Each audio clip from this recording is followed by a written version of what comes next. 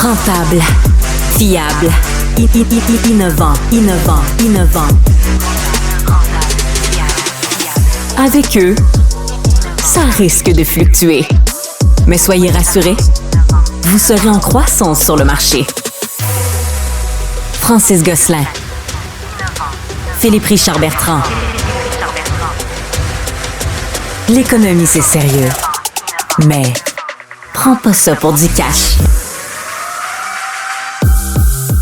Merci d'être là. Bienvenue dans cet nouvel épisode. C'est maintenant le temps de parler de ce qui se passe un peu dans l'économie. Qu'est-ce qui a frappé ton attention dans l'actualité? J'aurais envie de faire un topo omnibus, là, Trump, là, mais on va y aller un peu au cœur des affaires. Bon, évidemment, il y avait cette menace qui planait sur lui et ses acolytes. Il devait déposer une garantie de 454 millions de dollars. Finalement, le juge a donné un sursis, donc de 10 jours, et a baissé la caution à un tiers du montant qu'il pourrait éventuellement devoir payer, donc c'est à peu près 150 millions de dollars US, et donc il a 10 jours. Donc au moment où on enregistre, là, c'est en cours, mais il y a de bonnes chances de croire qu'il va réussir à déposer cet argent-là pendant qu'il fait appel. Puis là, si éventuellement il est condamné, il va falloir qu'il paye l'autre 300, mais ça, c'est plus tard. En parallèle, son organisation médiatique, là, la Trump Media Organization, qui soutient Trump Social, Truth Social, a fait son entrée en bourse. L'action a explosé là, de 50% dans les 2 premiers jours. Il va falloir voir ce que ça donne à terme. Ce qu'il faut savoir, Phil, c'est que l'entreprise fait comme pas d'argent, là, quelques millions de dollars, et en a perdu 45. Et donc, essentiellement, l'entreprise actuellement, elle est valorisée à 9 milliards de dollars sur 4-5 millions de revenus. Et donc, c'est comme 2000 fois les revenus. Ça n'a pas de bon sens. Fait qu'il va falloir voir, évidemment... Pour l'instant, M. Trump pourrait gagner, s'il pouvait vendre ses actions, 4,5 milliards de dollars, mais il faut qu'il attende 6 mois en tant qu'initié pour pouvoir liquider ses positions. Et d'ici 6 mois, beaucoup de choses pourraient arriver. Tu comprends que ça lui donne, parce que le problème qu'il avait pour sa caution dans l'autre dossier, c'est qu'il n'y avait pas un homme riche d'affaires qui était prêt à le cautionner. Là, s'il réussit à mettre les actions en garantie, sans les vendre, les mettre en garantie. Oui, mais tu comprends que si le prix de l'action s'effondre de 90%, ce qui n'est pas impossible, ça pourrait... Fait que moi, si j'étais immensément riche, j'y prêterais pas 4,5 milliards adossés à ces actions de cette patente-là dont la valorisation est clairement gonflée. Tu as écrit, toi, dans les... ça a fait beaucoup de vagues. Ça a fait beaucoup de vagues dans le Journal de Montréal. Faut-il abolir les pourboires? Philippe, je veux pas me péter bretelles. J'ai écrit des articles dans le Journal de Montréal depuis 2-3 mois. J'ai choisi des thèmes, je pense, qui intéressent les gens. Je sais pas ce que j'ai touché avec ce texte-là, mais donc 3 choses. La première, évidemment, ça a été le texte le plus lu sur le site du journal pendant 2 jours consécutifs. C'était fou raide. Deuxième affaire, je l'ai mis sur LinkedIn parce que je fais un peu d'auto-promo. Phil, je mets des choses sur LinkedIn de temps en temps. J'ai eu comme 1500 likes et 150 000 vues de cette affaire-là sur LinkedIn, ce qui a comme pas de maudit bon sens. En tout cas, dans mon univers, c'est comme 10 fois plus que n'importe quoi que j'avais jamais eu. Et troisième chose, depuis la publication de cet article-là, il n'y a pas un appel client que je fais ou une rencontre avec genre ma mère, mon oncle, mon cousin qui ne commence pas avec cette personne-là qui me parle de sa mauvaise expérience. Il y a d'autres médias qui ont été obligés de réagir, puis il y a des articles subséquents. La presse, Catherine Maisonneuve, etc. Bref, c'est un sujet, je pense, qui va continuer de faire couler beaucoup d'encre. Évidemment, on demande du pourboire dans les endroits qui ne devraient pas être éligibles à ça. Et puis, je suis remonté un peu dans l'histoire. Ça fait depuis les années 1930 au Québec, qu'on a établi 2 registres de salaire. Un salaire normal minimum, puis un salaire minimum à pourboire. Donc, en principe, le pourboire, il devrait payer les gens qui sont au salaire minimum à pourboire, les serveurs et quelques autres personnels. Et donc, quand tu vas t'acheter une laveuse sécheuse puis qu'on te demande un pourboire, ou quand tu prends de la pizza en take-out, il ne devrait pas y avoir de pourboire, évidemment. Donc, évidemment, un vaste débat. Je ne sais pas si la CAQ va vouloir se lancer là-dedans de sitôt. Lightspeed qui a mentionné cette semaine qu'il voudrait peut-être redevenir privé. Ben, tu savais qu'il y avait eu des résultats moyens, on va dire. Puis le PDG, qui était l'ancien chef des opérations, a quitté. Puis le fondateur, Dax da Silva, est revenu. Bon, bref. Et donc là, l'affaire là, que je comprends, puis corrige-moi si je me trompe, mais quand tu vas en bourse, évidemment, tu es toujours lié à d'autres entreprises dans ton secteur. Puis en ce moment, le retail, la vente au détail, etc., ça a comme pas bonne presse tellement. Fait que je pense que la croyance de Lightspeed, c'est qu'ils sont sous-valorisés par rapport à leur vraie valeur parce que dans le marché, la réputation du secteur est pas bonne. Et donc, l'idée, c'est qu'en sortant de la bourse, ils auraient moins la pression des investisseurs constante. intéressante, mais encore faut-il trouver quelqu'un qui est prêt à mettre. C'est ça. Puis il faut ces faire milliards attention de parce que dollars. Elon Musk a fait des sorties comme ça. Il s'est fait. Une sortie. Une sortie. Il s'est fait ramasser. Ready to bring a Tesla private at 4:20, 4h20, qui est l'heure où on s'allume un joint. Là. Fait que tu sais, c'est du bon. Funding secured. Et donc, c'était cette partie-là du tweet mais où il quand disait même, qu'il avait assuré le financement. faut faire attention. Puis, tu sais, c'est pas moi le gendarme boursier, là, mais c'est juste que quand on annonce des choses comme ça, ça redonne de la vigueur au cours de l'action. L'action a bondi 17-8% dans la journée. Mais c'est ça qui est dangereux. Ça faisait écho à, il y a 2 semaines ou 3 semaines, Nuvei, qui est une entreprise là, dans laquelle Ryan Reynolds a investi, qui ont fait la même chose, mais eux, il y a un vrai acheteur là, de l'autre côté. Et donc, eux aussi, le prix de l'action a bondi, là, je pense, de 20%. Le Francis Scott Key Bridge de Baltimore s'effondre. Il y a des milliards de dollars qui sont en jeu. Le port de Baltimore, en ce moment, n'est pas accessible. Il faut comprendre la géographie de Baltimore. C'est comme une baie, en fait, puis il y a le pont qui bloque, en fait, qui sépare la baie de la mer. Et donc, essentiellement, le pont, en s'effondrant, bloque l'accès au port.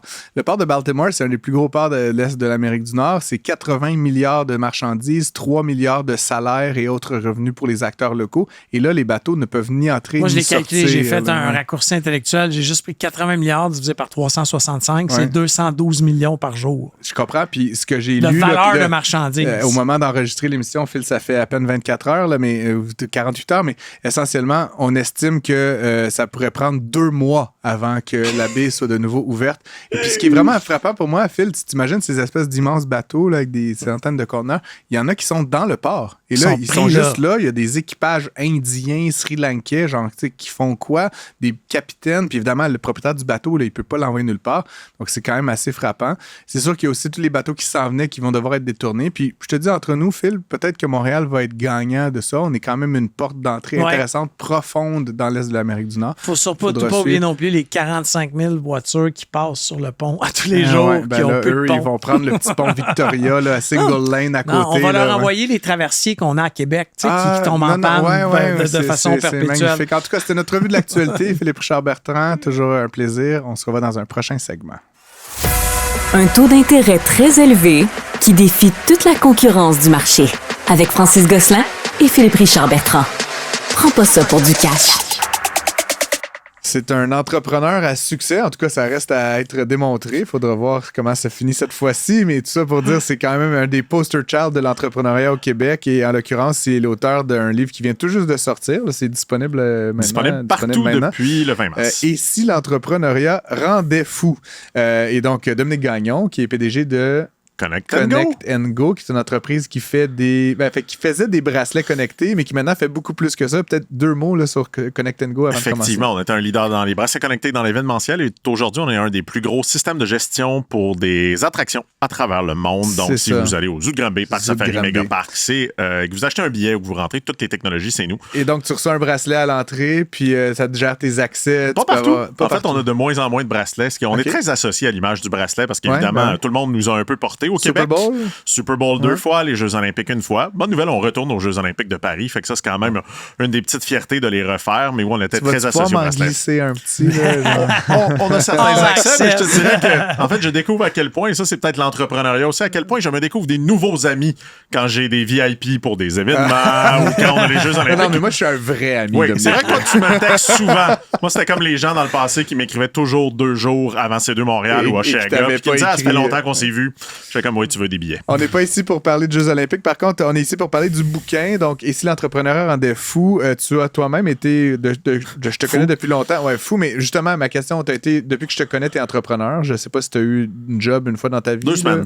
Mais tu as toujours été entrepreneur. Et donc, pourquoi ce livre? Est-ce que t'es fou? Est-ce que c'est une autobiographie? La thèse du livre était une question que je me posais depuis longtemps, à laquelle j'avais évidemment un brin de réponse, qui était... Moi, je ne pense pas que j'ai choisi de devenir entrepreneur. Tu sais, des fois, les gens, puis j'enseigne l'entrepreneuriat à l'ETS depuis quelques années, des fois, il y a des gens qui disent « Ah, moi, j'ai décidé de devenir entrepreneur. » Moi, je connais énormément d'entrepreneurs qui sont devenus entrepreneurs parce que c'est la seule place où ils trouvaient leur place. Puis évidemment, on parle de folie, on parle de neuroatypicité. Donc, l'aspect d'être TDAH, l'aspect d'être bipolaire, l'aspect peut-être d'être maniaco-dépressif, donc d'avoir des différences, d'être doué, entre autres. Et ce que j'ai découvert, en fait, c'est que moi, partout où j'allais, je me sentais jamais bien. Je me suis toujours senti un peu de trop. Un côté très, très très rebelles.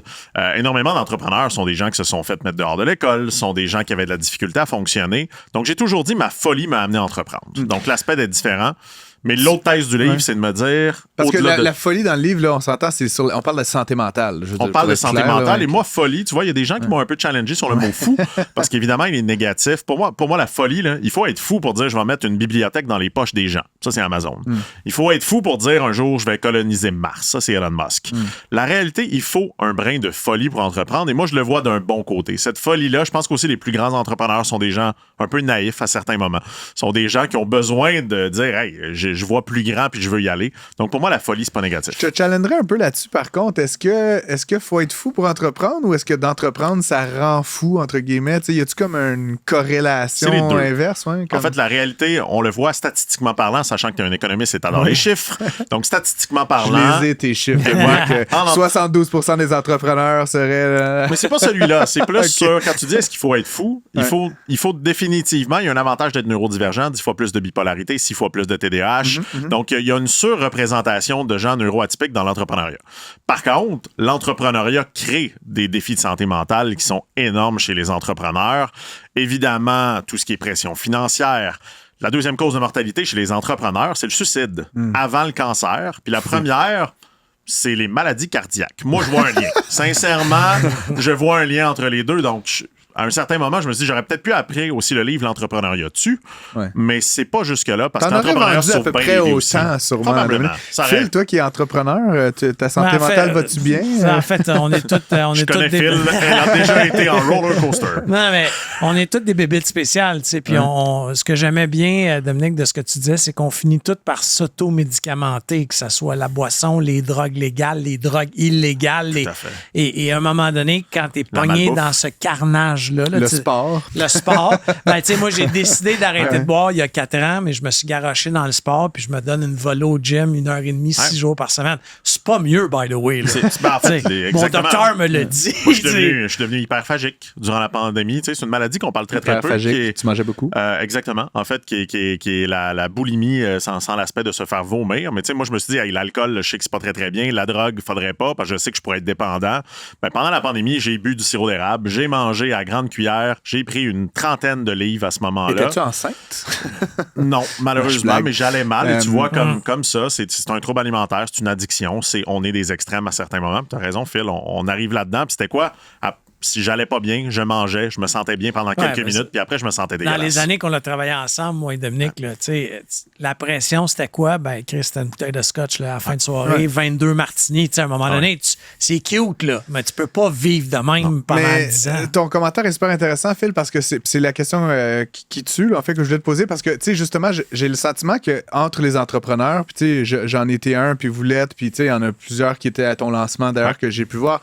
Tu sais, il y a comme une culture de l'entrepreneuriat au Québec. Puis bon, il y a des sous-cultures. Il y en a qui boivent pas, il y en a qui font pas des 5 à 7. Mais tu sais, je veux dire, il y a quand même une notion de... Puis tu sais, la bouteille de scotch, un peu comme dans Mad Men, ça fait partie de la culture, là, tu sais, ou la cloche quand tu fais une vente. Tu sais, il y a des artefacts culturels. Et donc, ma question est la suivante, parce que dans ton livre, puis au lancement, on parle beaucoup de l'écosystème, puis des outils de soutien. Puis, tu sais, je veux pas chier sur le dos des psychologues et tout ça, mais j'ai juste le sentiment que dans la culture entrepreneuriale, c'est comme les trucs de soutien, là, comme « give me a break ». Tu comprends? Il y a comme un côté genre institutionnel, HEC, patente, puis que j'ai le sentiment que pour beaucoup d'entrepreneurs, c'est comme les trucs un peu trop carrés, ils vont pas me comprendre de toute façon. Fait que finalement, on vit solitairement avec ces enjeux de santé mentale. Qu'est-ce que tu fais de ça, cette culture-là qui est non seulement, comment dire, problématique en matière de santé mentale, mais qui rejette un peu l'aide qui peut être fournie par un système plus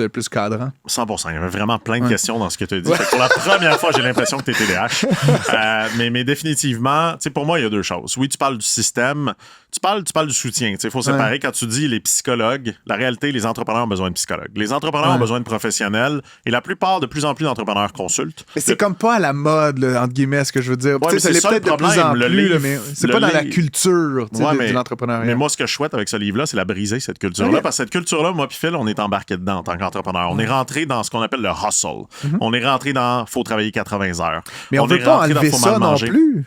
En fait, il faut hustler, non? je vais le dire pas méchamment. Tu as été consultant. Ouais. Ce qui est un mais métier j'ai travaillé honorable, 80 heures, j'ai géré des gens, j'ai pris des risques financiers. Mon point, c'est que tu vas enlever le hustle de l'entrepreneuriat? Je pense qu'il faut le diminuer. Je ne pense pas que c'est sain. Je ne pense pas que tu peux travailler 80 heures semaine et prendre des bonnes décisions. Je ne pense pas que de ne pas dormir, comme Elon Musk s'amuse à dire à tout le monde, c'est la solution à tout. Je pense que quand ça va mal, parce que tu sais, la réalité, tu as eu la chance peut-être ou le privilège d'avoir des entreprises qui ont relativement bien été. Tu n'as pas traversé des tempêtes, je dirais des ouragans comme on a vécu. Quand tu vas mal, puis tu travailles 80 heures, tu es fatigué. C'est prouvé scientifiquement, tu adores le data, que quand tu es fatigué, tu prends des moins bonnes décisions. Paquet d'études qui ont été prouvées sur ça. C'est prouvé que si tu n'es pas en forme physiquement, tu vas définitivement être plus fatigué, avoir plus de difficultés à te relever à ce moment-là. Et le problème, c'est que la plupart des entrepreneurs, quand l'entreprise est en train de chuter, ils chutent avec l'entreprise, et deux, ils sont en mauvaise posture. Et c'est pas facile de demander de l'aide quand tu es déjà rendu sous l'eau, qu'il y a quelqu'un qui te tient la tête puis que tu n'es pas capable de t'enlever. C'est peut-être pas le bon moment. Je te dis pas qu'il faut travailler 35 heures semaine. On va pas devenir des fonctionnaires. La réalité, je pense qu'il y a un milieu... 37,5 heures puis tu clock out. La réalité, je travaille presque plus les week-ends. Puis je suis-tu gêné de dire ça? Je fais pas partie de ce qu'on appelle ta culture et tes sous-cultures. J'ai énormément aujourd'hui je constate, je suis pas en train de vous dire que c'est bon mais c'est un problème. Mais puis ça, c'est le star système entrepreneurial que j'arrête pas de dire qui est un problème. Les dragons, etc. Il y a 10 ans, je pense qu'on avait besoin de rendre les entrepreneurs sexy. Ça ne l'était pas. T'sais, quand on s'est lancé en affaires, là, tu te faisais pas dire « Hey, entrepreneur, bonne idée ». Aujourd'hui, c'est presque rendu une mode. Et ce que tu dis vient aussi avec cet effet-là, de dire c'est cool d'être entrepreneur. Moi, quand je donne des conférences à des jeunes, je leur dis hey, faites pas ça, c'est complètement malade. Allez à l'école, je dis ça à mes profs enfants, je dis ça à mes deux gars, d'aller trouver des professions. Et il faut réaliser que l'entrepreneuriat, effectivement, c'est dangereux, on peut le dire comme ça, et qu'il y a des risques. Il faut pas oublier que pour maintenir 80 heures, OK, c'est cute. C'est un rush de projet, tu fais ça 2 semaines d'affilée parce qu'il faut finir quelque chose. Mais si c'était son mode de vie, moi, j'ai pas de calcul scientifique, mais moi, ceux que je connais que c'était rendu un mode de vie, puis j'en étais un, oui, mais ça revenait avec 3 fois à 4 fois par semaine, il fallait que je prenne une brosse juste pour me calmer. Puis là, t'es pas sharp le lendemain d'une brosse, mais si tu recommences, là, tu as besoin d'un autre brosse. Ouais. Puis l'entrepreneuriat, c'est un marathon. Pour moi, là, souvent, on va l'associer à un sprint, mais il y a des périodes où il faut que tu fasses un sprint.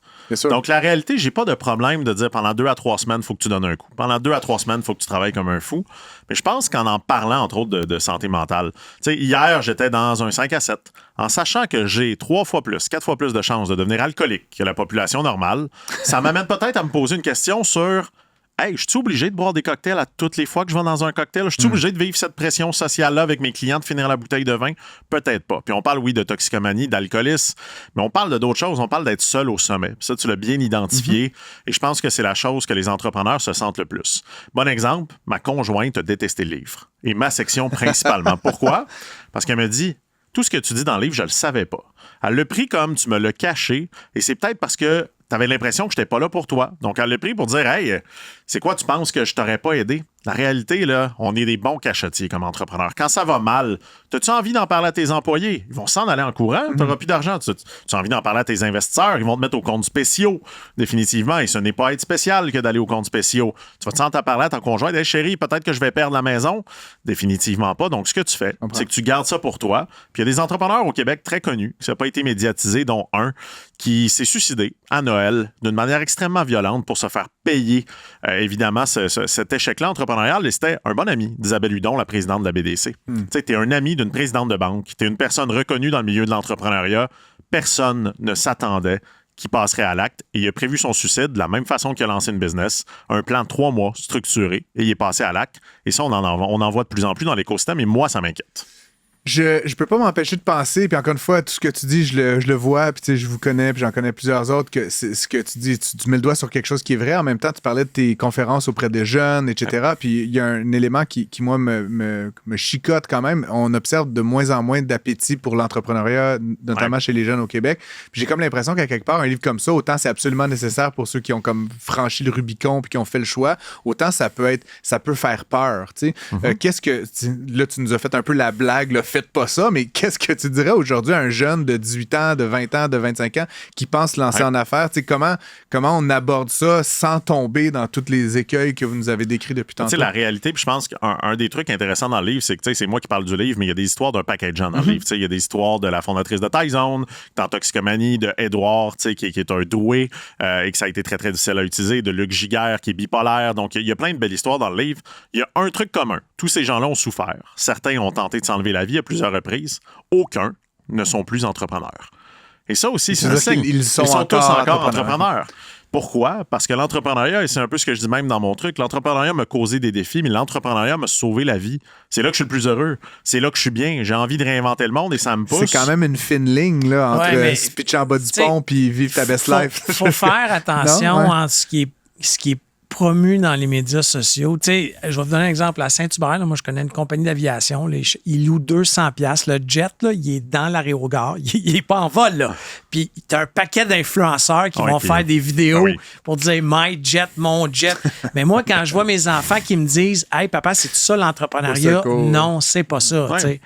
C'est peut-être ça. Je pense qu'encore une fois, pour moi, ce que je trouve fou un peu, c'est des gens qui disent « Hey, il faudrait pas en parler, ça va décourager des gens. » Fait que c'est un peu comme dire... Je dis pas ça, mais... Faudrait pas dire que l'alcool peut te causer des problèmes parce que ça pourrait diminuer les profits. La réalité, les vrais entrepreneurs, ceux que moi je crois, tu leur dis de pas le faire, ils vont le faire. Et là, on en deux. Ils ont cette hargne-là d'y aller. Je pense qu'il y a de moins en moins d'entrepreneurs n'est pas aussi une si grande problématique. T'sais, on le voit comme une grande problématique. Je pense qu'on a besoin de plus d'intrapreneurs. On a besoin plus, au Québec, de gens ambitieux. On a besoin peut-être de créer un peu moins de très petites entreprises. On a besoin des gens qui ont des Alain Bouchard de Couche-Tard. On a besoin des gens de CGI. Ça, on en trouve de moins en moins parce qu'au Québec, on vend nos entreprises très rapidement aux étrangers et définitivement, on est peut-être moins ambitieux. Mais de savoir que tu peux avoir une bonne santé mentale. Moi, je connais, par exemple, là, énormément de femmes aujourd'hui qui n'ont pas envie de se lancer en affaires parce qu'ils veulent des enfants. Puis quand tu écoutes ce que tu me parles, le star system entrepreneurial, qu'il va falloir que tu hustles, qu'il va falloir que tu travailles même avec ton bébé, ben la réalité, ça va faire qu'un paquet de femmes ne se lancent pas en affaires. Et pourtant, aujourd'hui, je connais des femmes qui sont capables de travailler 5 jours semaine, parfois ils vont faire 6, mais qui sont capables de prendre soin de leurs enfants, qui sont capables d'être présents avec leur famille et qui lancent des entreprises à très, très grand succès.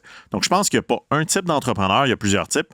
Et la santé mentale, ça n'en fait partie. C'est super un important. reality check, ce livre-là, finalement, pour un peu qu'on sache dans quoi on s'embarque, finalement. Oui, avec des solutions aussi, parce que, évidemment, de simplement dire « Hey, ça va faire mal », ça amène à rien. Il y a des solutions. Il y a des solutions sur des trucs pour essayer de mieux déconnecter du travail. Et une des plus grandes solutions, c'est d'arrêter d'appeler nos entreprises nos bébés. C'est arrêter d'avoir ce sentiment-là qu'on est fusionnel avec l'entreprise. La réalité, c'est notre famille. C'est notre famille. Bon, j'avais écrit aussi là-dessus. Puis pour moi, c'est ton identité devient l'entreprise. Et ça fait que quand ça chute, et je fais énormément de liens avec les Olympiques. Combien de gens terminent les Olympiques et font une dépression et tombent dans ça? Il y a énormément de liens entre le sport et l'entrepreneuriat. C'est un peu la même chose. Et l'autre chose, c'est la pression financière.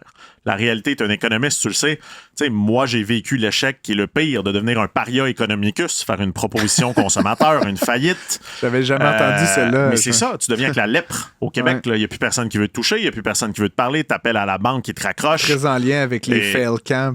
Exactement. Et c'est fou, hein, parce que moi, j'ai vécu ça pendant que j'avais Connect & Go, et que ça allait très bien. On continuait de me raccrocher au nez parce que dans mon dossier, j'avais fait faillite, j'avais échoué.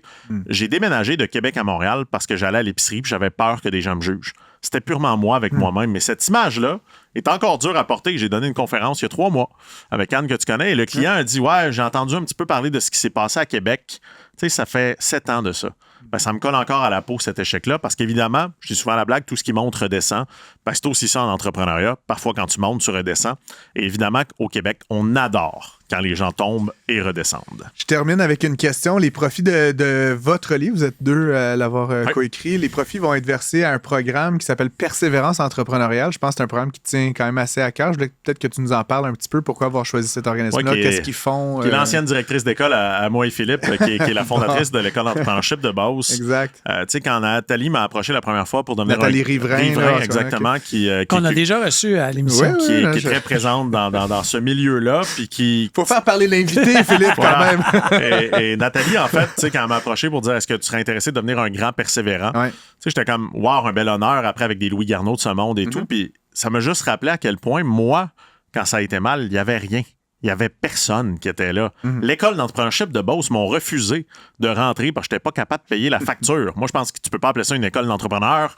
Ils ont fini par m'accepter, mais c'est ce que j'ai vécu. Énormément d'amis répondaient plus au téléphone. Fait que le programme Persévérance entrepreneuriale me tient à cœur. Qu'est-ce que ça fait? Donc, c'est un peu là-dessus que je voulais t'entendre. C'est une ligne. Si vous n'allez pas bien en ce moment, vous avez des défis. Ce que j'aime du programme aussi, c'est la transparence. C'est pas un programme qui va vous sauver. C'est un programme qui va vous aider. S'il faut aller à la faillite, parce que des fois, c'est la solution, on va essayer que ça fasse moins mal. On va aussi essayer de vous préparer à rebondir. Tu as parlé des fail time. Moi, ce que je pense, c'est qu'effectivement, on manque d'entrepreneurs. Puis un qui a vécu un échec va probablement être le meilleur par la suite. Comment on est capable de les aider à traverser cette étape-là? Ça va vous donner accès à un psychologue. Ça va vous donner accès à des groupes d'entraide. Donc, plusieurs personnes en ce moment qui rushent, qui se mettent ensemble pour trouver des solutions. Le défi, par contre, tu sais, Francis, c'est évidemment, il y a une partie économique là-dedans. Je pense que Persévérance entrepreneuriale, aujourd'hui, a de l'argent pour 100 personnes. Ils ont reçu 1000 appels déjà. Donc, évidemment, encore une fois, au Québec, on aime mieux aider ce qui va bien. Puis quand les gens vont mal, ben, c'est les fonds de tiroir qu'on va aller chercher. Puis j'espère que le livre va peut-être pousser un petit peu le gouvernement. Grâce aux millions de dollars qui vont être faits avec ton livre, j'espère qu'ils pourront en accueillir. Les redevances sur le milieu. J'espère que Persévérance entrepreneuriale pourra en accueillir davantage. En tout cas, c'est une très belle initiative. Puis très bon livre. En tout cas, j'ai pu le feuilleter. J'ai pas eu le temps de le parcourir là, dans la moindre ligne, mais on en a reçu quelques copies.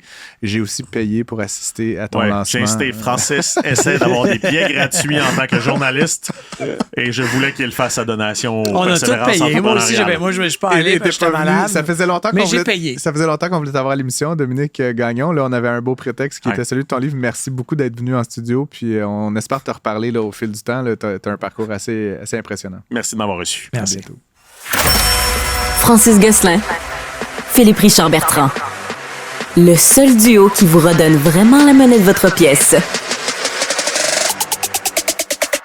C'est toujours un plaisir de l'accueillir. C'est comme rendu une habitude qu'on a prise. Là. C'est pas officiel, mais pas mal tous les mois, François Vincent de la Fédération canadienne de l'entreprise indépendante est avec nous pour parler d'actualité économique, puis notamment toute la recherche, les consultations que mène la FCEI. Comment ça va ce soir? Ça va bien. Bien. Oui. Phil? Bonjour. Tout le monde est content. Donc, parlons de quelques sujets en mode un peu chronique. Donc, augmentation des tarifs d'Hydro-Québec. Les tarifs augmentent beaucoup plus rapidement pour les entreprises que pour les ménages. Qu'est-ce qu'en dit la FCEI? Qu'est-ce que vos membres? Qu'est-ce que les entrepreneurs en pensent? Ben là-dessus, je suis pas de bonne humeur. ça allait bien ça au commence début, là, bien. ça va moins bien. Au Québec, on a déjà un interfinancement qui existe. Là. C'est-à-dire que c'est les petites et moyennes entreprises qui vont payer entre 18 et 28 % de ce que ça coûte de les desservir en matière d'énergie. Mais là, cet interfinancement-là, il se creuse encore plus depuis l'adoption du projet de loi 2.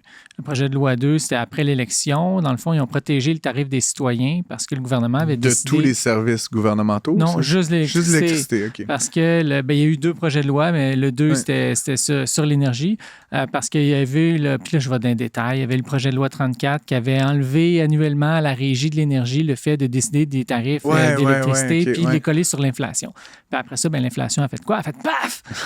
Puis on n'allait pas augmenter de 8 % les prix de l'électricité pour les ménages québécois. Non. Ça aurait été politiquement... C'est ça. Mais il va quand même augmenter. De 3 % maximum. Oui, c'est le maximum, c'est 3 % Puis nous, on avait fait une grosse campagne avec les groupes de consommateurs pour demander justement de protéger les clientèles des petites et moyennes entreprises, des citoyens du choc tarifaire. Ça n'a pas été fait. Puis donc, ce que ça fait, ça va faire la 2e année où on va avoir les plus fortes augmentations des 25 dernières années des tarifs d'électricité. Ça va être 5,1 % que les PME vont subir. La clientèle résidentielle, 3 % La clientèle, elle, 3,3 % Elle, c'est industriel, les grands acheteurs. Oui, mais les gros acheteurs, là, les Alcan, les Alouettes de ce monde, là, eux, j'espère qu'ils contribuent à cette augmentation-là. Là. C'est 3,3. 3,3. OK. Puis eux autres, là, sur l'interfinancement, 5,1 pour les PME, mais 3,3 pour les grandes entreprises. Oui, c'est ça. Parce que c'est la Régie qui prend la décision annuellement sur le tarif L. Puis là, elle a été capable de dire, là, par rapport à ce que Hydro a besoin, ça va être 3,3. Mais le petit entrepreneur qui a fondé son entreprise ici, puis qui est un petit ou un moyen générateur, lui, il va passer à la caisse dans une situation où nos données démontrent que ça fait mal, que les PME voient l'augmentation des coûts de partout, l'augmentation des coûts d'emprunt, augmentation des charges salariales, augmentation des coûts gouvernementaux, augmentation des prix d'énergie, mais une diminution de la demande intérieure.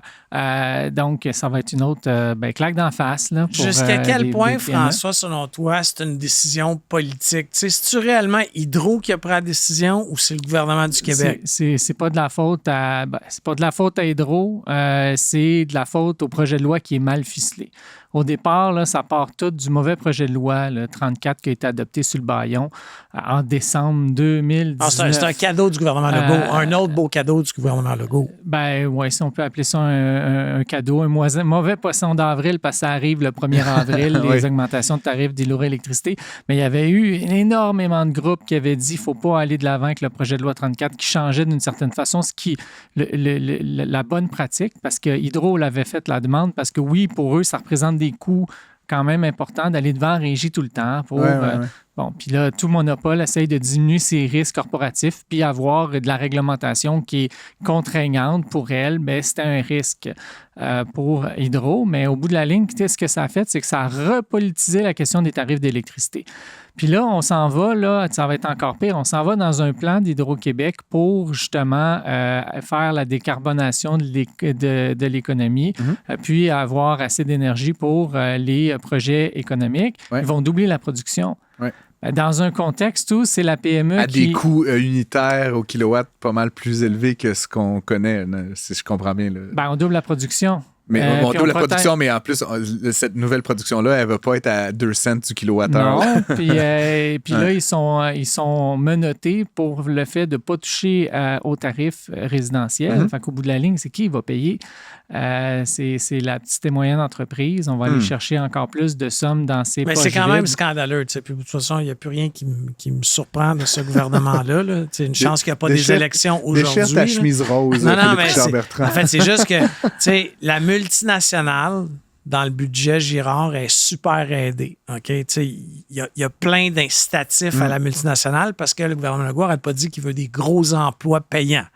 Mais la problématique avec ça, tu vas être d'accord avec moi, c'est que 89 % de l'économie du Québec, c'est des PME. Alors, on voit, d'ailleurs, on a reçu à l'émission la semaine dernière Christopher Chansey de la Guilde du jeu vidéo, puis c'est exactement la même logique. Quand on a pénalisé essentiellement les petits studios indépendants de jeux vidéo au profit des grands studios qui ont les moyens de payer des salaires, puis avec des seuils minimaux, qui était un petit peu une logique bizarre. Puis je veux dire, moi, je ne partage pas ton cynisme concernant le gouvernement. Je pense qu'il souhaite faire certaines bonnes choses. Il ménage la chèvre et le chou. Mais clairement, dans ces deux questions-là, on s'attaque carrément là, à la profitabilité puis aux sources d'approvisionnement des PME québécoises, là, et donc des entrepreneurs québécois. Ouais. Puis on leur fait vivre un choc tarifaire au pire moment, là, après deux ans de pandémie. Consécutifs. Tu disais que c'était la deuxième année d'augmentation importante. C'est ça. Phil, je sais que c'est un sujet qui te tient beaucoup à cœur, puis quand j'ai vu que c'était un des sujets proposés par François, j'étais ravi. Parlons un petit peu du compte d'urgence. Qu'en est-il? Puis notamment, la nouvelle, je pense que tu as commenté à Benoît cette semaine, une augmentation importante des faillites, etc. C'est quoi un peu le point là, sur la PME en matière de gestion financière, d'emprunt, d'endettement, François Vincent? Nous, selon nos calculs, il y a 200 000 PME au Canada qui ont emprunté pour être capables de rembourser le compte d'urgence. Donc, qui ont emprunté le 40 000 pour ne pas avoir à rembourser le 60 000? Ils n'ont pas amélioré leur situation financière. D'accord. Puis là, on le voit déjà dans les données. Bien que ça, là, ils ont pris la garantie personnelle. Le prêt d'urgence n'avait pas de garantie personnelle. Puis pour la plupart de ces 200 000 entreprises-là, la banque, elle t'entendait, fallait que tu donnes ton bras, ta chemise, ton sang. Là, donc 200 000 au Canada. Est-ce qu'on a des chiffres pour le Québec? C'est à peu près la même proportion. Là. Okay. C'est 23 % des entreprises. Fait que c'est à peu près la même proportion pour le Québec. Maintenant, ce n'est pas des données qui sont positives. Puis ça revient un peu aussi à ce que je disais avant sur Hydro-Québec. Là. C'est-à-dire que là, elles ont passé un ultramarathon sans avoir d'eau. Dans le désert. Puis après ça, elles ne se retrouvent pas d'énergie. Puis on leur met des charges sur le dos. Puis on dit, ils continuent à courir. T'sais. Fait que ça, à un moment donné, il y a une limite à ce que un entrepreneur est capable de faire. Si tu n'as pas remboursé ton prêt d'urgence, parce que moi, je connais quelques entrepreneurs qui n'ont pas. Moi aussi. Tu as reçu une petite lettre. OK? Puis admettons là, que tu as décidé de ne pas commencer à rembourser, puis tu as même bloqué le paiement dans ton compte en payant 12$ à ta banque, tu reçois une autre petite lettre. En d'autres mots, il y a sais, moi, je me vois là, pas payer Revenu Québec, pas payer un prêt bancaire dont j'en ai la garantie personnelle. Ils viennent pas mal plus agressifs. Mais moi, ce qui me frustre comme entrepreneur, c'est que moi, je les ai payés, mes prêts d'urgence. On n'a pas emprunté de l'argent, on l'a pris de notre argent. Ça nous a mis dans, excuse-moi, la grosse eau chaude. Mais là, il n'y a absolument rien qui est fait pour ceux qui ne payent pas uniquement les intérêts. On parle de 250$ depuis le mois de février, février-mars. Tu aurais dû faire 2 paiements de 250$, mais il n'y a aucune mesure parce que la machine du gouvernement fédéral n'est pas capable d'aller contacter ces entreprises. Il n'y a pas assez d'employés pour se mettre sa collection de ces entreprises-là. C'est fou, là. Mettons notre petit chapeau jaune là, positif. Il faut faire quoi, François Vincent? Bien, on demande de la souplesse du gouvernement fédéral. Okay. Ça, c'est sûr. Puis après ça, trouver une façon de limiter les coûts des entreprises. Rappelons les faits. Le gouvernement fédéral pas directement prêté. Il a garanti des prêts que les banques ont fait. C'est ça, grosso modo, le compte d'urgence? Oui, il y avait une partie qui était une forme de prêt, de subvention, si on remboursait sur une certaine date. Puis là, après ça, maintenant, le gouvernement se retire et donc l'entrepreneur, il est essentiellement pris avec sa banque. Là. Le gouvernement fédéral, il a juste initié ça, mais est-ce qu'il est comme un peu... il y avait comme 3 régimes différents. Là. Il y en avait un que tu rembourses tout de suite, puis après ça, tu vas avoir accès à la subvention de 20 000. Après ça, si tu étais capable de garantir le fait que tu étais capable de le rembourser pour mars, là, tu pouvais avoir une extension. Puis sinon, tu ne le rembourses pas, tu payes 60 000. Fait que là, ça se retrouve qu'il y a eu beaucoup d'entreprises. Quand tu dis le gouvernement fédéral doit faire preuve de souplesse, c'est quoi de la avec souplesse? Ceux qui ont payé, j'espère. Pas ceux qui n'ont pas payé. C'est ça. Ceux qui ont tenté d'obtenir un refinancement, qui demandent à la banque d'accepter, puis c'est complexe, de faire preuve de souplesse, puis ensuite prendre en considération que la situation économique, puis que beaucoup d'entreprises, que c'est difficile de ne pas rajouter de la complexité ou des coûts supplémentaires, etc. Ce que le gouvernement du Québec n'a pas compris, par exemple. Dernier sujet, il y a eu le budget le 12 mars dernier. Bon, ça excellent fait un petit moment. Philippe, très enthousiaste comme d'habitude. C'est le niveau d'endettement. Hein, j'ai eu moi-même la chance de commenter longuement dans un article dans le Journal de Montréal, mais je voulais t'entendre justement. Là, bon, il y a la notion notamment de la fiscalité des PME. J'aimerais aussi t'entendre peut-être de manière générale là, sur le budget. Qu'est-ce que la FCI, qu'est-ce que François Vincent en a pensé finalement? Bien, on était déçus. Nous, on avait une demande, qui coûte de l'argent là, parce qu'il y a une injustice au Québec que la plus petite entreprise, le secteur de la construction et des services, n'a pas accès au taux d'impôt réduit. On a des taxes à masse salariale trop élevées, mais c'est des entrées d'argent.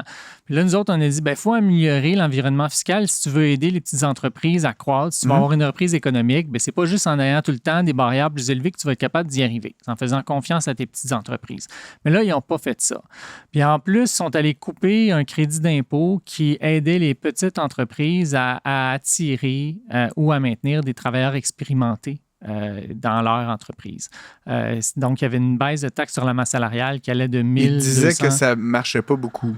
Non, mais dans le calcul... Je suis pas le représentant du gouvernement. C'est correct. Moi, j'en avais des travailleurs de 65 ans et plus, et ça aidait. Tu sais, c'est pas une grosse contribution. Toi, puis 8 d'autres, mais mon point, c'est est-ce que ça a vraiment un impact macroéconomique sur le Québec? J'ai cru comprendre un impact macroéconomique sur la petite entreprise qui va être capable de payer des personnes qui sont au top de leur échelle salariale.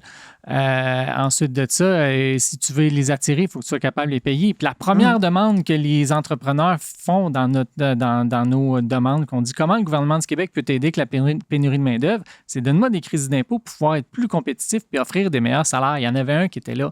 Là, le ministre, il dit, ouais, mais de toute façon, on est en pénurie de main-d'œuvre, puis ils vont payer les salariés. Fait que, puis l'aiguille n'a pas vraiment bougé. Fait qu'on va se retirer de ce crédit d'impôt-là.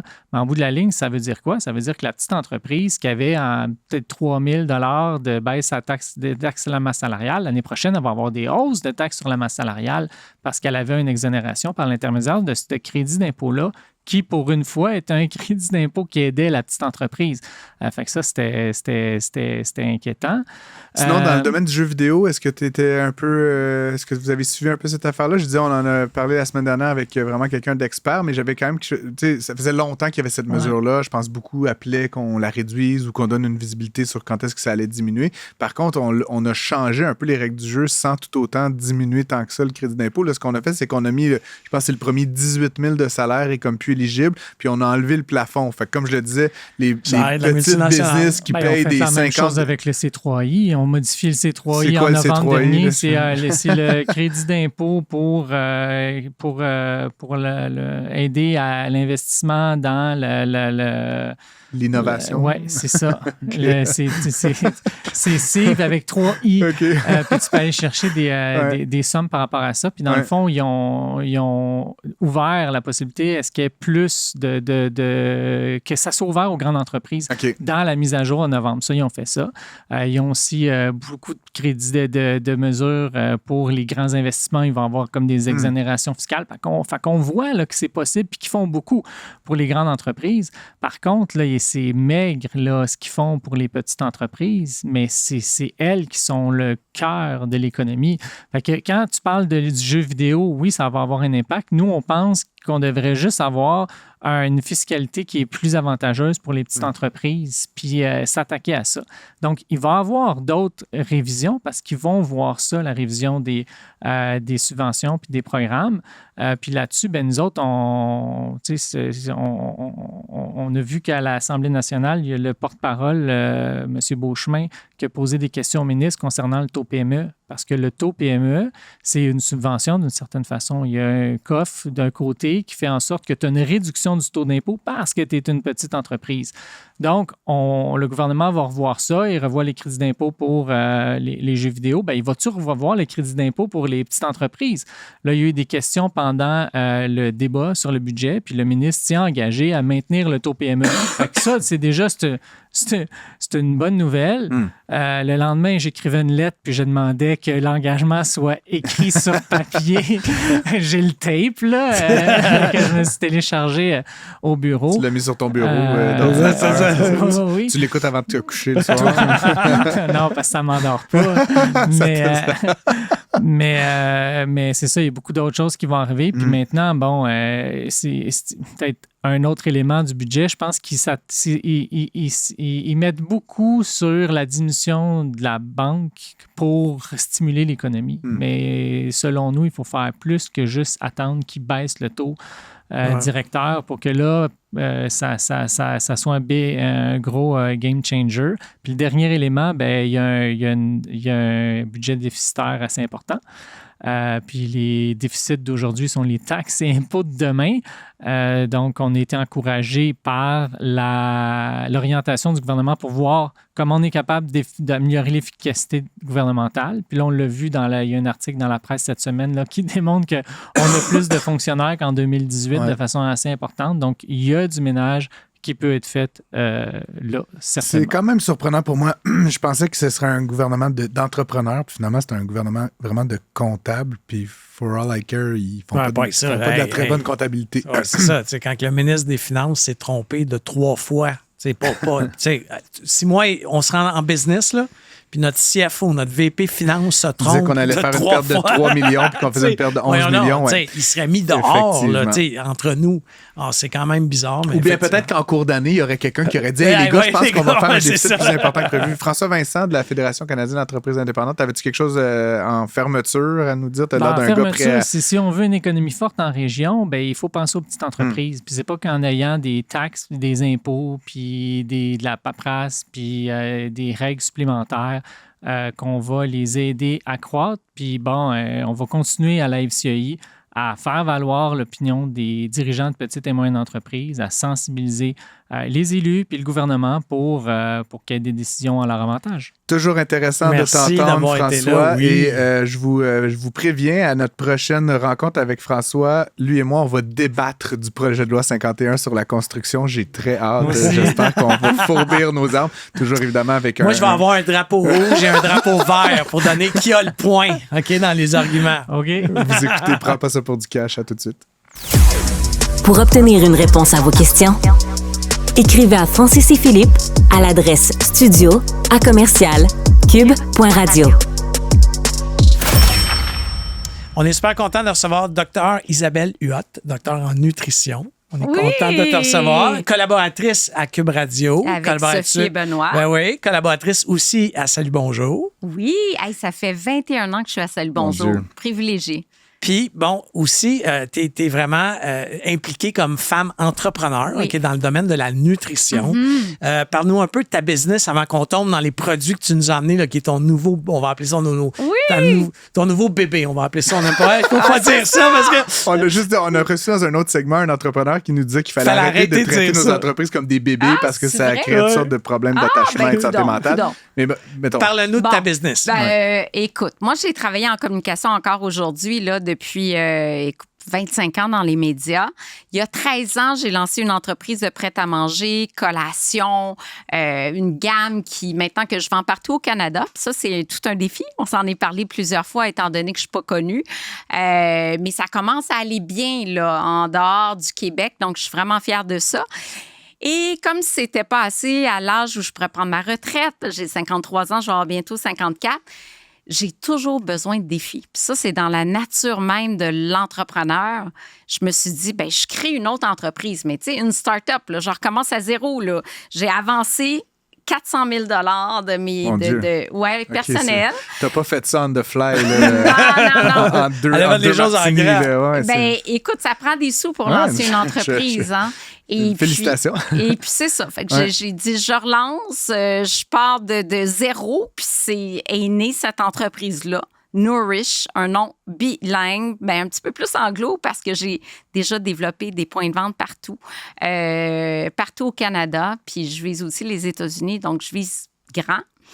Et c'est donc une gamme de cosmétiques à partir d'ingrédients alimentaires. Fait que c'est vraiment tout là, le sens. Qu'est-ce que ça veut dire là, pour le commun des mortels? Okay. Crème de visage à la carotte. Oui, c'est ça. Oui, non, c'est pas ça, mais presque. Okay. Donc, le pouvoir des ingrédients actifs sur la santé globale, on le sait, j'en parle dans toutes mes chroniques, hein, le resveratrol dans le raisin, par exemple, qui diminue le vieillissement précoce, qui protège des maladies cardiovasculaires, qui a une action anticancérigène.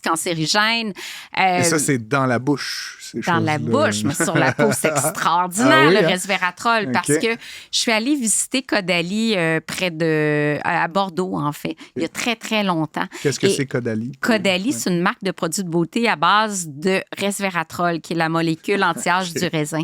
Puis j'avais à l'époque 25 ans. Je suis tombée sous le charme de cette marque-là, mais surtout de la vinothérapie. Puis comme moi, je suis amateur de vin et que j'ai pris un diplôme assez poussé dans le vin, je me suis dit, un jour, j'aurai ma propre gamme de produits beauté à base de resveratrol. C'est ce que je lance aujourd'hui, mais je voulais aussi l'aspect local. Fait que j'ai la Camerise du Québec qui apporte plein de vitamines A et C. J'ai de la pomme grenade. J'ai comme un trio d'antioxydants extraordinaires qui sont très, très bons à manger, mais très, très bons sur la peau aussi. Oui, parce que là, ta nouvelle entreprise, c'est vraiment des cosmétiques. Alors là, en fait, tu prends les ingrédients qui ont des propriétés, je vais appeler ça chimiques, parce que je connais rien là-dedans, là, mais pour aider la peau. Oui. C'est des propriétés exceptionnelles. Puis je voulais aussi que les produits soient hyper naturels. Fait qu'on est 99,7% naturels et plus. Si vous connaissez Yuka, là, rentrez mon code barre, là, 100%, 100%, 100%. Il y a juste l'exfoliant qui n'est pas tout à fait à 100%. Mais c'est des produits très distinctifs avec J'ai fait 7 focus group pour trouver mes fragrances. Donc, j'ai testé 15 fragrances personnalisées à base d'huile essentielle. Et là, c'est coup de cœur. Puis mes focus group, là, c'est de 20 à 30 ans jusqu'à 80 ans, là. Non, ils sont incroyables, sentez ça. Mais... Je peux vous dire que mon chum prend mon gel douche tous les jours. Écœurant, ça sent le ciel, c'est la mandarine. Raisin, grenade, mandarine, c'est ça? Oui, la fragrance, c'est mandarine. Pour les lèvres, là, tu mets ça en masse de nuit, ça sent la grenade. C'est exceptionnel. Le matin, les lèvres sont... douce, repulpée, ça donne des beaux becs. Je mets ça sur mes lèvres, c'est-tu? Non, les lèvres, c'est sûr. Écoute, je suis pas très bon avec les lèvres, produits. il y a un petit gommage pour enlever les petites cellules mortes. Mais c'est incroyable comme produit, là. C'est vraiment... je suis vraiment fière parce que j'ai testé en ligne. C'est combien d'années de travail pour en arriver là? Écoute, c'est un 2 ans et demi de travail, facile. Parce que j'ai testé la première gamme sur ma boutique en ligne, isabelleluot.com, auprès des clients. J'ai pris les commentaires, j'ai amélioré, j'ai changé les fragrances, j'ai peaufiné. Il y a un produit que j'ai carrément éliminé. J'ai retravaillé la gamme et là, j'arrive avec ça aujourd'hui, 2 ans et demi. Et là, j'ai exclusive pharmacie Jean Coutu-Brunet, plusieurs magasins indépendants aussi, mais heureux problème, j'ai tout vendu ma prod. Et déjà? Là, j'ai plus de produits. Oui, c'est un beau problème. Livrer, mais j'étais après à briser la boîte. Et là, combien de temps avant d'en recevoir? Là, veux-tu qu'on te les redonne à la fin de l'entrevue? Non, c'est un cadeau, mais je voulais te montrer la fragrance du produit lèvres. C'est faire les calculs qui est difficile, hein? Parce que là, tu te dis, bon, ça va-tu vraiment se vendre beaucoup? Ça va-tu? Je reçois le premier PO bon de commande de Jean Coutu. Oh my God! Là, j'ai dit, OK, là, j'ai un problème de produit. C'est incroyable. Un peu bubblegum, non? Ça sent bon. Ouais, c'est grenade, huile essentielle naturelle. C'est incroyable. Tu mets ça, c'est lèvres. Là. Mais c'est presque, c'est 99,9% naturel. Outre la prédiction, tu parles, c'est d'être capable de prédire tes commandes. Je ne veux pas faire de l'agisme, mais tu sais, tu as 50 ans, tu l'as dit, un petit peu plus de 50 ans. Risquer 400 000 à 50 ans. Puis je fais pas d'âgisme parce que 400 000 que tu as 18 ans. Non, mais ce que je veux dire. Oui, tout à fait. Est allé sur j'ai l'impression que tu es allé sur ton vieux gagné parce que c'est ça que tu fais. Là. Exactement. Mais c'est comme en moi. Je viens d'investir dans une autre entreprise aussi il y a un mois. Comment j'investis ça? Parce que je tripais sur cette entreprise-là, puis je cherchais des investisseurs, puis j'ai dit... Dans le même domaine? Dans le domaine alimentaire, okay, oui. C'est une entreprise incroyable qui a le vent dans les voiles Canada, US, puis je croyais vraiment beaucoup. Puis là, j'ai dit, c'est le moment d'investir pendant qu'ils ont 600 000 de chiffre d'affaires parce que, watch out, dans 5 ans, ils vont avoir 15 millions de chiffre d'affaires. J'en suis convaincue. Fait que j'ai investi dans cette entreprise-là aussi. Parcours du combattant aussi, de la combattante, parce que je sais que dans ton prêt-à-manger, je me rappelle d'une histoire, là, je vais peut-être la compter de croche, mais tu as perdu ton fournisseur à un moment. Tu as été obligé de recommencer de zéro. Plusieurs fois. Ah oui, plus qu'une fois. Je pensais que c'était arrivé une fois. J'ai eu tellement de problèmes dans l'alimentaire. Puis le gros problème dans l'alimentaire, c'est les marges. Quand on a des marges, tu sais, il faut comprendre qu'un produit, par exemple, moi, j'ai pas d'usine. Fait que si j'achète un produit 3 $, je le revends 3,25 puis rendu au consommateur, il est rendu 9,99 Moi, j'ai fait 25 sous là-dessus. Puis c'est ça dans l'alimentaire. C'est des marges aussi basses que ça. Fait que quand tu as des produits périmés... Attends une minute, là, entre 3,25 et 10 $, là, c'est qui prend c'est terrible. Le distributeur, le détaillant. Le distributeur, 25 la marge magasin, 40 les programmes bureau-chef, entre 10 et 20 ton transport, exemple. Tu sais, Métro ne fait pas des milliards pour rien, là. Tu comprends? C'est fou. Exemple, tu prends un rendez-vous pour livrer ton produit, là, ça te coûte 225 $ la palette. Mais là, si ton chauffeur est en retard de 15 minutes, tu as une pénalité de 1 000 $. Tu comprends? Fait que qui assume le 1 000 $ de pénalité? Puis, écoute, c'est fou, là, ce qu'on appelle dans le jargon les MCB, les chargebacks qu'on a sur nos factures. Bien, voyons donc.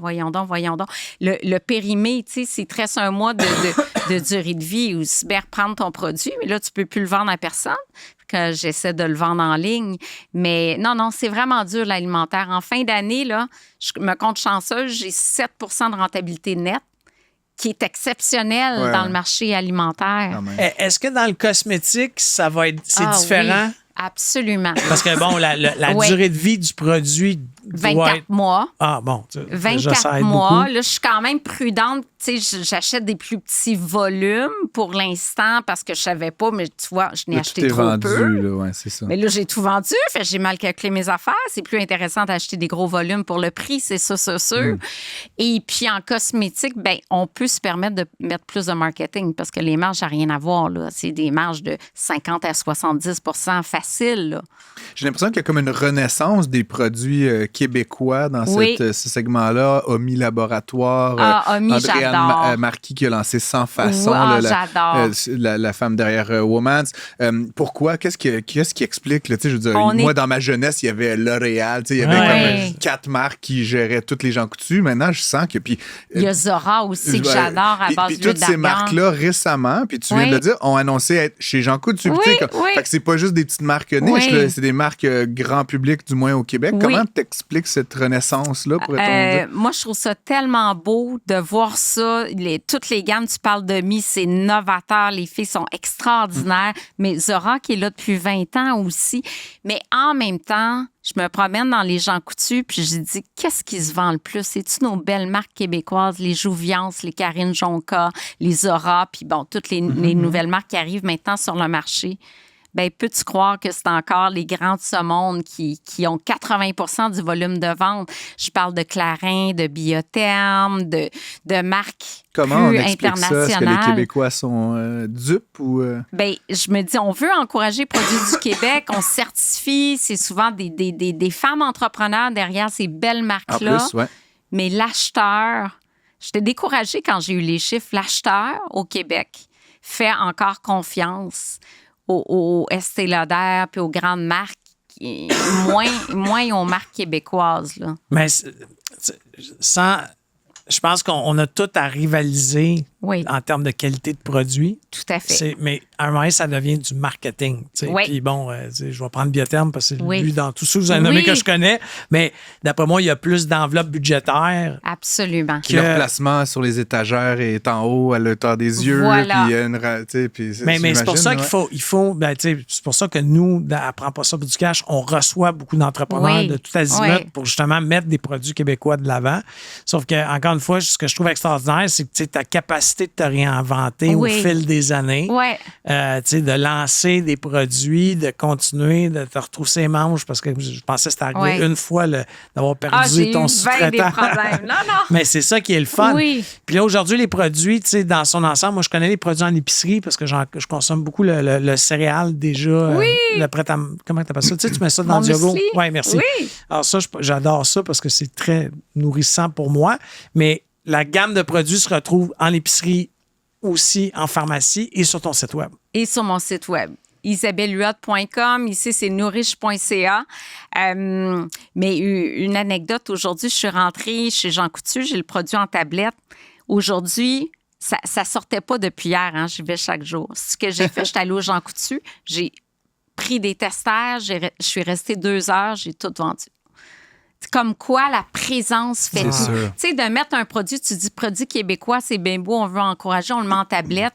Pour qu'il sorte, oui, il y a le marketing, il y a les pubs télé qu'on peut à peu près pas se permettre, mais d'être présente, de faire essayer le produit, c'est ça qui fait toute la différence. À une certaine époque, moi, quand j'ai commencé ma carrière, j'avais une entreprise, on faisait du sample en magasin pour des entreprises comme toi. Puis, tu sais, on arrivait, on faisait de la fondue au fromage dans un IGA ou un Métra. On donnait ça. Ils vendaient 4 palettes pendant le week-end. Humble beginnings. Moi, j'ai fait du porte-à-porte pendant longtemps, les amis. On est tous passés par là. En tout cas, Isabelle, c'est vraiment le fun de te recevoir comme entrepreneur. Et évidemment, on souhaite une vie fructueuse, pourrait-on dire, à ces magnifiques produits. Rembourser mon 400 000. Donc là, il n'y en a plus dans le si on dit aux gens, allez vite chez Jean Coutu, il y en a plus du tout. Non, il y en a. Là, j'ai tout vendu à l'Île des Sœurs aujourd'hui parce que j'étais là. Mais je veux dire, on commence notre distribution. Tous les Jean Coutu, tous les Brunel, les marchés tôt. Et tu vas en avoir d'autres prochainement. Il n'y aura pas de rupture longue d'inventaire. Ça s'en vient. Mais en magasin, il y a du stock. C'est juste que j'avais des points de vente que j'ai ouverts.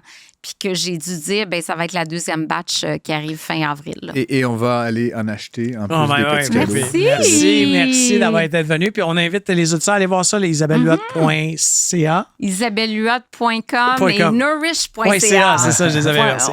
Merci d'être venu. Tous les épisodes de Prends pas ça pour du cash sont disponibles en podcast sur l'application et le site cube.ca.